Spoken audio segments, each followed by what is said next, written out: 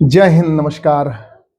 अभी कल की बात है, सुप्रीम कोर्ट से एक निर्णय आया है प्राथमिक शिक्षक संवर्ग को लेकर के, और खास तौर से जो जूनियर हाई स्कूल में अनुदेशक के पद पर कार्यरत हैं उनको लेकर के।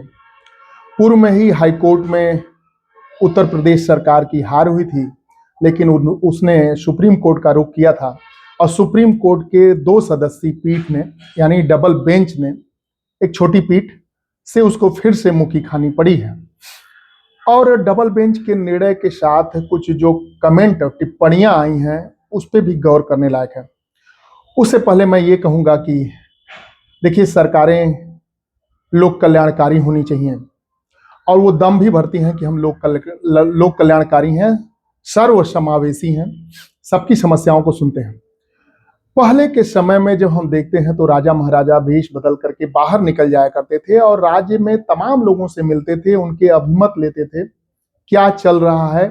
एक तरह से ये फीडबैक होता था और जो चल रहा होता था उस फीडबैक के अनुसार वो अपने निर्णयों को लागू कराते थे या जो भी फैसले लेते थे उसी के अनुरूप लेते थे कि जिससे जनता जनार्दन या वहाँ के नागरिकों की चिंता न बढ़े, उनके सुख में वृद्धि हो। आज की सरकारें भी लोक कल्याणकारी का दम भरती हैं और मोटा मोटा एक एक पेज का विज्ञापन देती हैं कि हम समृद्धि की ओर, पूर्ण विकसित की ओर, समावेशी विकास की ओर। इस तरह की बात आज के अखबारों में भी इस तरह के आप लोगों के एक एक पेज के पूरे विज्ञापन मिल जाएंगे जो लाखों लाख में होते हैं। तो आज के समय में बेस बदल के फीडबैक लेने की प्रथा तो नहीं है, लेकिन कागजों में ये होता है कि हमने फीडबैक लिया और फीडबैक के अनुरूप कार्य किया, लेकिन वास्तव में इस तरह का लोक मंगल को देखते हुए लोक कल्याणकारी कार्य नहीं किए जा रहे हैं। एक दर्द होता है कि पूरा काम अधूरा वेतन या समान काम समान वेतन के लिए जो पूर्व में कोर्ट ने नियमावली दी है उसकी धज्जियां उड़ाई जाती हैं। चाहे शिक्षकों में अगर देखा जाए तो प्राथमिक शिक्षक संवर्ग से लेकर यूनिवर्सिटी तक के शिक्षकों में समान कार्य समान वेतन के आदेश को की धज्जियां उड़ा जाती हैं, कंटेम्प्ट ऑफ कोर्ट होते रहते हैं, लेकिन सरकारों के कान पे जू नहीं रेंगती है। ऐसा तो बार बार देखने को मिलता है। तो अगर इन निर्णयों को लागू न किया जाए तो एक तरह से ये भी पॉलिटिकल ठगी है कि हम निर्णय हो गया सुप्रीम कोर्ट से, उसके बाद भी अगर लागू नहीं तो पॉलिटिकल ठगी है और कहीं ना कहीं बहुसंख्यकवाद है कि ये छोटे संख्या में है, बहुत कम संख्या में, ये करेंगे क्या, इससे हमारा कोई पॉलिटिकल डैमेज, कोई डेंट नहीं होगा, इसलिए और उस पर ध्यान नहीं दिया जाता है। ये भी एक बात है।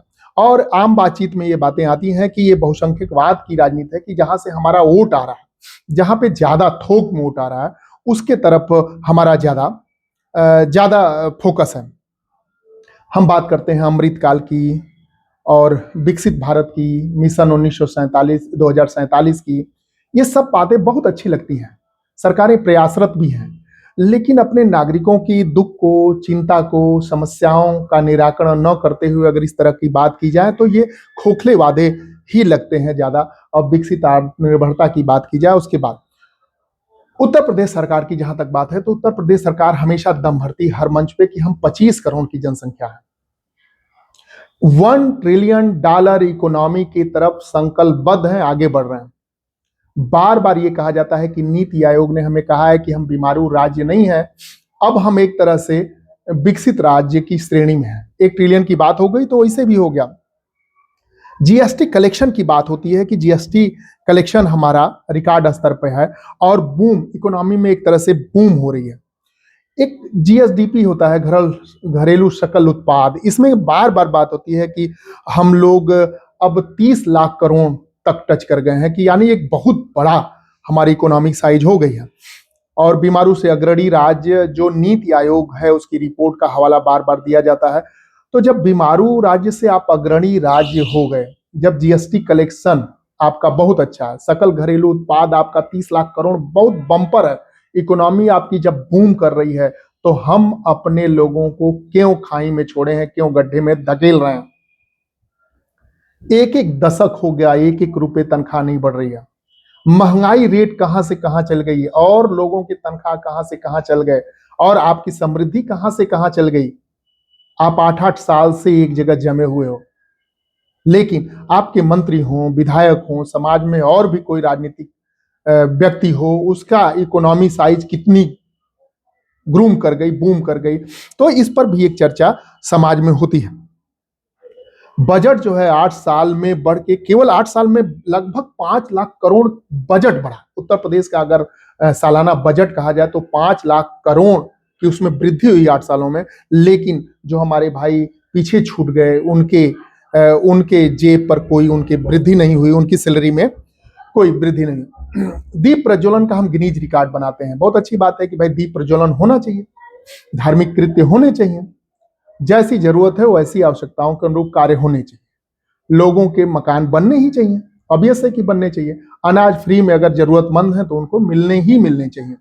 अगर बच्चा पढ़ने में हो तो उसको साइकिल मिले या उसको टैबलेट मिले, उसको लैपटॉप मिले, मोबाइल मिले, मिलने चाहिए। लोक कल्याणकारी दायित्व है और आज की मांग है। लेकिन साथ में अपने कुछ नागरिकों को जो अभिशप्त हैं गरीबी में जीने के लिए, आप कहते हैं कि हम बीमारू राज्य नहीं रहे, और उनको उसी जलालत में, उसी जहालत में, उसी गरीबी में, उसी गुर्बत में आप छोड़ दिए हों, और आशा एक दिखा करके आज नहीं तो कल होगा।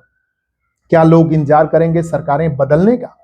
क्या लोग इंतजार करेंगे? ये कोई अच्छी बात है कि लोग इंतजार करते रहें, टकटकी लगाए रखें कि कब ये सरकार बदलेगी तो अगली सरकार से आशा पाले रखें? ये कहीं भी ठीक नहीं माना जा रहा है। गिनीज बुक में आप वर्ल्ड रिकॉर्ड बनाइए दीप प्रज्वलन का, आप करोड़ों करोड़ का तेल जलाइए भगवान के दरबार में, बहुत अच्छी बात है। लेकिन उन घरों के दीपक को भी जलाइए जिनके दीपक आशा की उम्मीद में अब बुझते चले जा रहे हैं, तो उन पे भी आपका दायित्व है। आप मुख्यमंत्री हैं, आप प्रधानमंत्री हैं, आप लोक सेवक हैं, आप जन सेवक हैं, आप गार्जियन हैं, अभिभावक हैं, तो आपकी दृष्टि उधर भी होनी चाहिए।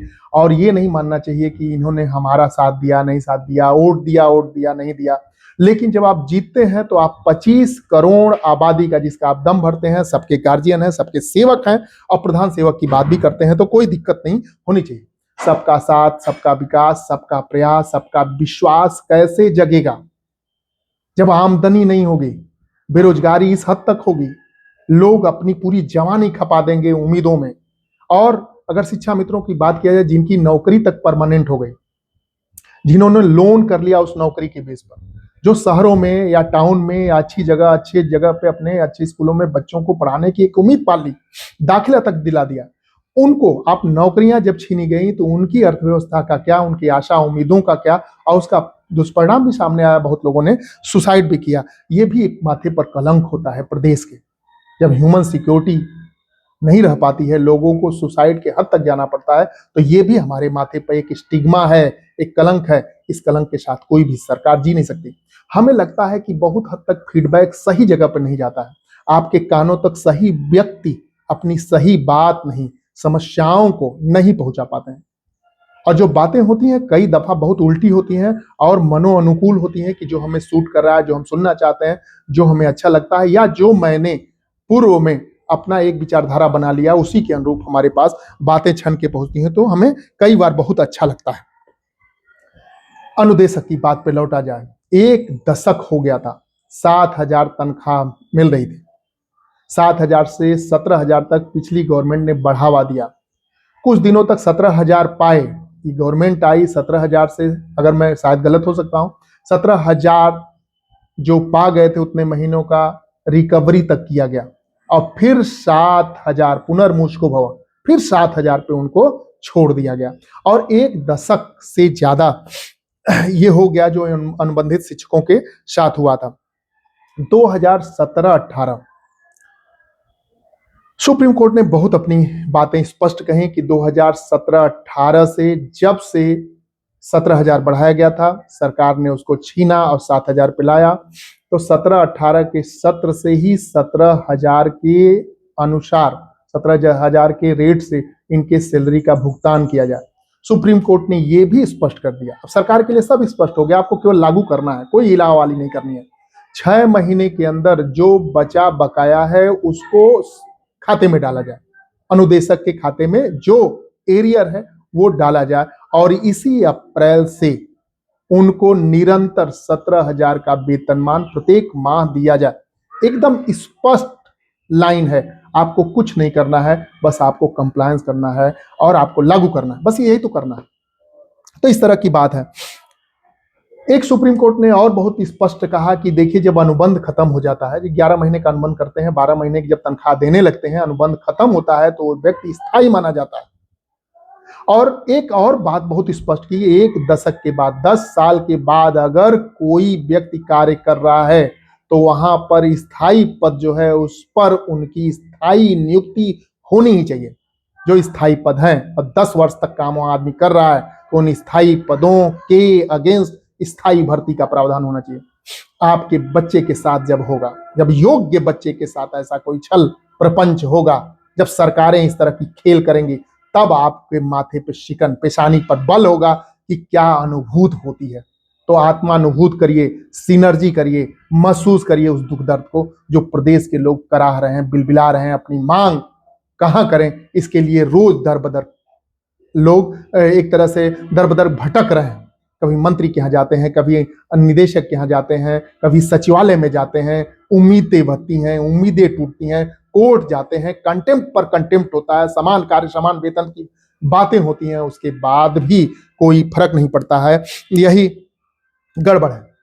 सुप्रीम कोर्ट ने बहुत स्पष्ट कहा कि ये एक कुप्रथा है, ये गलत प्रथा है। इस तरह से अनुबंध पर रखना, कॉन्ट्रैक्ट टीचर करना या इस तरह से इंस्ट्रक्टर की भर्ती करना, दशकों तक इस तरह करना, यह अनुचित प्रथा है, ये बंद होना चाहिए। संविधान पीठ ने यहां तक कहा कि संविधान के अनुच्छेद 23 का ये वायलेशन है, जिसमें बंधुआ मजदूरी पर प्रतिबंध लगाया गया है। एक तरह से ये भी बेगारी अथवा बंधुआ मजदूरी की श्रेणी में आता है। बेगारी तो आप सब जानते हैं, काम कराओ वेतन न दो। पुरानी कुप्रथाएं थी जो जमींदार करते थे, राजा महाराजा करते थे, लोगों को खटाते थे और उन लोगों को न कपड़ा देते थे न ठीक से भोजन देते थे। तो बेगारी का समय नहीं है। कानून का शासन, संविधान का शासन, लोकतंत्र है, तो यहाँ पे इन मर्यादाओं का पालन करना चाहिए। तो बहुत कठिन टिप्पणी की है, बहुत कड़े भाषा का प्रयोग किया गया है, जिसमें कहा गया है कि ये बंधुआ मजदूरी और इस तरह से बेगारी, ये वायलेशन है अनुच्छेद 23 का। तो इस तरह से उन्होंने बात बहुत अच्छे से 6 महीने के अंदर बकाया की बात हुई है, 1 अप्रैल 26 से इस तरह की बात हुई। एक और सुप्रीम कोर्ट ने बहुत अच्छी बात कही है। उन्होंने कहा है कि हर 3 वर्ष में एक तो मिनिमम 17,000 वेतन आप देंगे, हर 3 वर्ष में वेतन की समीक्षा होगी, यानी उसका पुनर्निर्धारण होगा और संशोधित वेतनमान जो महंगाई के अनुरूप ही होना चाहिए। उचित तो यही कि जो महंगाई लागू हो रही है उनके पे भी महंगाई ये लागू हो, तो महंगाई के अनुसार उनको वेतनमान देना चाहिए, ट्रेजरी से वेतन होने चाहिए। तो ये एक बहुत बड़ी विडंबना है। आप ही के साथ काम करता है व्यक्ति, आप ही इतना काम करता है, योग्यता भी आप ही के अनुरूप वो रखता है, उसके बाद भी उसके वेतन में और किसी स्थायी कर्मचारी के वेतन में जमीन आसमान का अंतर देखने को मिलता है। ये कहीं से ठीक नहीं है।